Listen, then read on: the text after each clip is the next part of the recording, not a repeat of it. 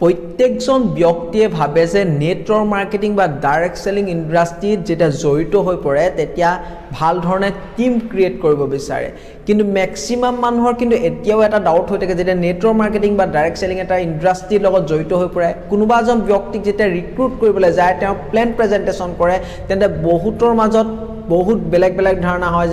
যে মনত এটো ভাব হয় যে কোম্পানীটো পলাই যাব নেকি যদি আপোনাৰ মনতো তেনেকুৱা ভাব ধাৰণা হৈ আছে তেন্তে আজি আপোনালোকক কব বিচাৰিছো হে ভাব ধাৰা আপোনাৰ হলনি হ'ব আৰু আপোনাৰ টিমত বা কাৰোবাক আপুনি প্লেন প্ৰেজেন্টেচন কৰিবলৈ গৈছে তেওঁ ভাব ধাৰণা হৈ আছে যে যদি কোম্পানীটো মোৰ পৰা পলাই যায় তেন্তে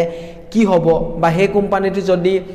আৰু এবছৰ বা দুবছৰ বা 3 বছৰ কাম কৰাৰ পাছত যদি হে কোম্পানীটো নাথাকে হে ডাইৰেক্ট সেলিং ইণ্ডাষ্ট্ৰীটো যোৱা নেটৱৰ্ক মাৰ্কেটিং ইণ্ডাষ্ট্ৰীটো নাথাকে তেন্তে মই কি কৰিম সক আপোনাৰ প্ৰথম কথা আপুনি জিটু ইণ্ডাষ্ট্ৰীৰ লগত জড়িত হ'ব বিচাৰিছে সেই ইণ্ডাষ্ট্ৰীটোৰ প্ল্যানটো কেনেকুৱা প্ৰথম জানিব লাগিব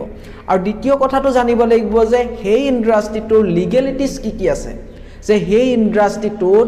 গভৰ্ণমেণ্টৰ কিখিনি গাইডলাইনছ ফলো কৰিছে আমি ম্যাক্সিমাম মানুহে কি কৰো এটা কথা ভাবি নাচাও আমি সাধাৰণতে কি কৰো যত আমি পইচাটো ডাবল হয় তাত আমি লৰিব বিচাৰো সাপোজ মই আপোনাক কলো মোক 10000 টকা দিয়ক কাইলে 2-3 দিনৰ ভিতৰত আপোনাৰ পইচাটো 20-25000 বা 50000 টকা হৈ যাব বা আপোনাৰ এমাহৰ পিছত 1 লাখ টকা নিজে অটোমেটিকলি হৈ যাব নেটৱৰ্ক মাৰ্কেটিং বা ডাইৰেক্ট সেলিংৰ হেতু ৰুলছ কেতিয়াও হ'ব নোৱাৰে নেটৱৰ্ক মাৰ্কেটিং বা ডাইৰেক্ট সেলিং এটো কোৱা নাই যে আপোনাক পইচা ললে আপোনাক একেবাৰে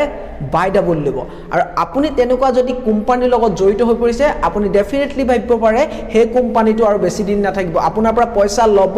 আৰু কেজন মানুহ বা আপোনাৰ ৰিমান ৰিলেটিভ আছে বা আপোনাৰ যিমান ফ্ৰেন্ড আছে তাৰ পৰা আপুনি পইচাবোৰ কালেক্ট কৰি তেওঁ যেতিয়া হি কোম্পানীত দিব 2-3 দিনৰ পিছত বা এমাহ দুমাহৰ পাছত আপুনি পইচাটো অলপ পাব কিন্তু হে কোম্পানীটো বন্ধ হৈ যাব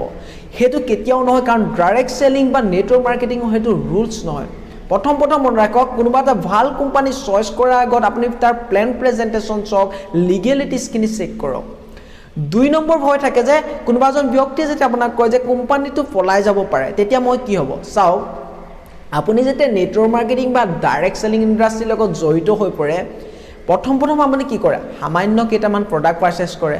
যত আপুনি ধৰি ললো আপোনাৰ ওচৰত 2000 টকা প্ৰডাক্ট পাৰচেজ কৰিছে যত আপুনি ডিসকাউন্টত বস্তু পাইছে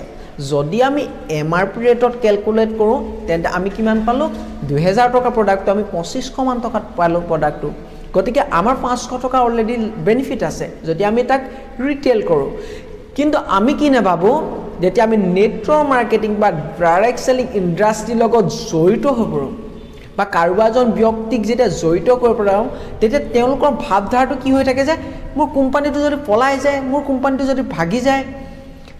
হে ভাবধাৰণাটো হলনি কৰিবৰ কাৰণে আপোনালোকক মই কৈছো যে আপুনি 2500 2000 টকা পাৰচেজিং কৰিলে কাৰণ আপুনি যেহেতু প্ৰডাক্টটো ডাইৰেক্ট আপুনি কোম্পানী বা আপুনি XYZ পাৰসনজনৰ পৰা ললে আপুনি 2000 টকা দি 2500 টকা আপুনি ললে আৰু তাৰ জৰিয়তে আপুনি ভাবক এনেকুৱা এখন প্লেটফৰ্ম পাইছে যাৰ জৰিয়তে কিন্তু আপুনি আনলিমিটেড ইনকাম কৰিব পাৰে কাৰণ মই প্ৰথমতে কৈছো আপোনাৰ যেটো কোম্পানী আপুনি চয়েস কৰিছে সেই কোম্পানীটো আপুনি প্ল্যান প্ৰেজেন্টেচন ভাল হয় নহয় প্ৰথম চাব লাগিব যদি প্ল্যান প্ৰেজেন্টেচন ভাল নহয় কোম্পানী গভৰ্ণমেন্টৰ যিখিনি লিগেলিটি সেইখিনি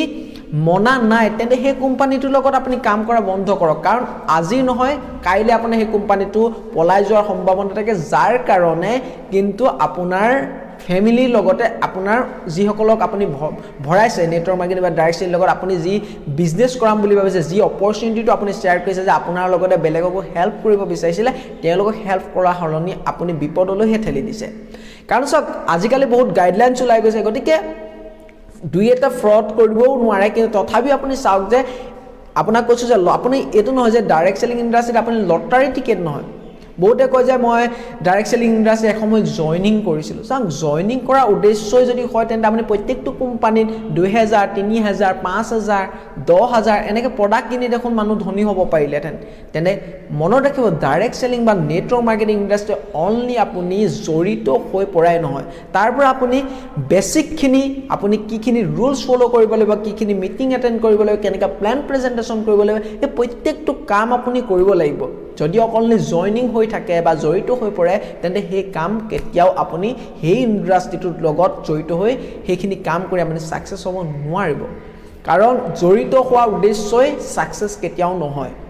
গৰে নেটৱৰ্ক মাৰ্কেটিং বা ডাইৰেক্ট সেলিং ইণ্ডাষ্ট্ৰি যেতিয়া কোনোবা এজন ব্যক্তিয়ে যেতিয়া আপোনাৰ অবজেকশন হেন্ডলিং কৰিব লাগে যে কৈছে যে কোম্পানীটো যদি পলাই যায় তেতিয়া তেখেতক ডাইৰেক্ট কক চাওক আপোনাক মই এটা বুজাইছো যে আপুনি যেটো কোম্পানীৰ লগত জড়িত হৈ পৰিছে আপোনাৰ পৰা মই কি লৈছো সামান্য 2500 টকা বা 2000 টকা বা 3000 টকা হে 3000 টকাৰ কিনাৰ বিনিময়ত আপোনাক মই কি দিলো তেতিয়া কব যে মানুহজনে মোক প্ৰডাক্ট দিছা ঠিক আছে হে প্ৰডাক্ট খিনি এমআৰপি ৰেট কিমান আপুনি 3000 দিতে হয়তো আপুনি 3500 মান টকা প্ৰডাক্ট দিছে তেতিয়া কলে 3500 টকা তেন্তে চাওক আজি যদি আপোনাৰ কোম্পানীটো পলাইও যায় তেন্তে আপোনাৰ কিবা জানো লছ হ'ব আজি আপুনি ধৰি ললো সাপোজ আপুনি ওচৰ দোকানখনৰ পৰা বস্তু আনিলে ধৰি ললো আপুনি বিস্কুটৰ পেকেট এটা আনিলে বিস্কুটৰ পেকেটটোৰ দাম ধৰি ললো 20 টকা হে 20 টকাটো দিয়াৰ বিনিময়ত আপুনি বিস্কুটৰ পেকেটটো আনিলে কাইলে যদি দোকানখন বন্ধও হৈ যায় তেন্তে আপোনাৰ লছ হ'ব জানো তেন্তে নহয় সব কিন্তু হেতু ধাৰণা নলব যে নেটৱৰ্ক মাৰ্কেটিং বা ডাইৰেক্ট সেলিং ইণ্ডাষ্ট্ৰিত যে আপোনাৰ কোনোবা এটা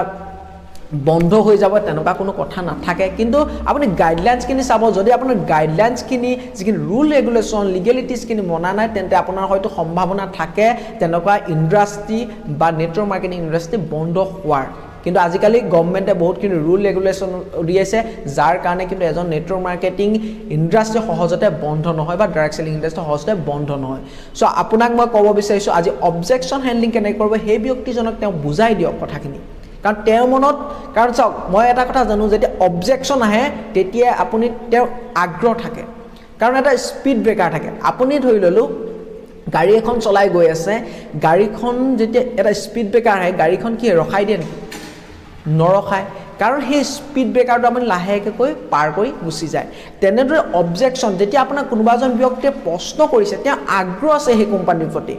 আপোনাক এইটো নহয় আপুনি যদি সেই তেওঁৰ ভাৱ ধাৰণা কিলে হলনি কৰি দিব পাৰে যেনেকৈ আপুনি কৈছে কোম্পানীটো পলাই যাব নেকি তেওঁ ভাল ধৰণে বুজাই দিয়ক যে ইয়েস কোম্পানীটো ঠিক আছে মোৰো মনত এসময়ত এনেকুৱা উদয় হৈছিল আপোনাৰ যেনেকৈ উদয় হৈছে যে কোম্পানীটো পলাই যাব নেকি মোৰো যেতিয়া ডাইৰেক্ট সেলিং বা নেটৱৰ্ক মাৰ্কেটিং ইণ্ডাষ্ট্ৰিৰ লগত জড়িত হৈ পৰিছো তেতিয়া মোৰো ভয় হৈছিল যে কোম্পানীটো আকৌ পলাই যাব নেকি তেন্তে মোৰ আপলাইনে এনে ধৰণে বুজাইছিল চাওক আপুনি কিখিনি দিছে আৰু আপোনাৰ পৰা কি লছ হ'ব তেতিয়া মোৰ ৰিয়েলাইজ হ'ল যে মোৰটো লছ বুলিব নাই যদি মই এই বিজনেছ প্ল্যানটো কৰো তেন্তে এই বিজনেছ প্ল্যানটোৰ জৰিয়তে মই ইনকাম কৰিব পাৰিম সো আপোনালোকক কৈছো যে আপুনি তেখেতক ভাল ধৰণে বুজাই দিব পাৰিলে তেওঁ আপোনাৰ লগত জড়িত হৈ পৰিব সো আজিলৈ ভিডিওটো সমাপ্ত কৰিছো যদি ভিডিওটো ভাল লাগে আপোনালোকে লাইক কমেন্ট আৰু সাবস্ক্ৰাইব কৰিবলৈ নাপাহৰিব লাভ ইউ অল